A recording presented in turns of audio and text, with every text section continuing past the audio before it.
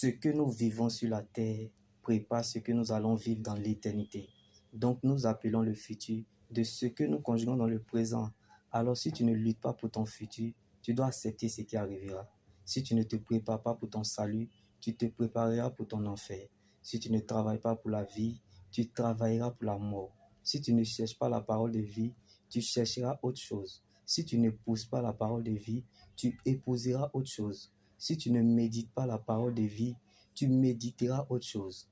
Si tu ne regardes pas la parole de vie, tu regarderas autre chose. Si tu ne couches pas avec la parole de vie, tu coucheras avec autre chose. Si tu ne danses pas pour Dieu, tu danseras pour une autre chose.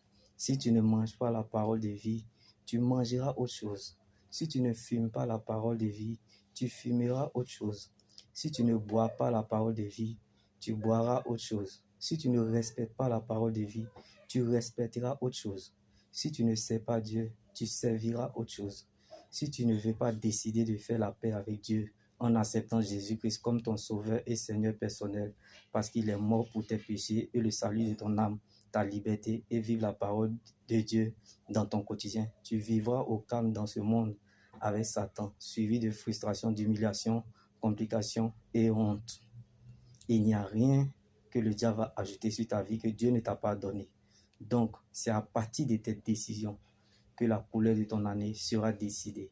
Car chacun choisit sa mort par sa manière de vivre.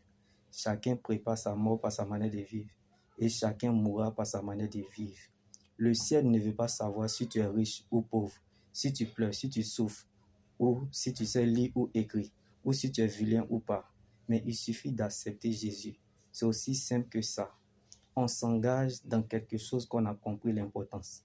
Donc, vaut mieux mourir que de ne pas accepter Jésus. Si tu n'as pas Jésus, tu auras perdu ton existence et raté ton éternité avec Christ. Tu peux tout avoir sur la terre et rater le ciel. Alors ne laisse personne te priver de ton éternité, qui est l'enjeu majeur de ton existence. Reste focalisé sur le Seigneur Jésus-Christ seul, car la preuve, la valeur et la raison de ton existence, c'est ton salut en Jésus. Shalom.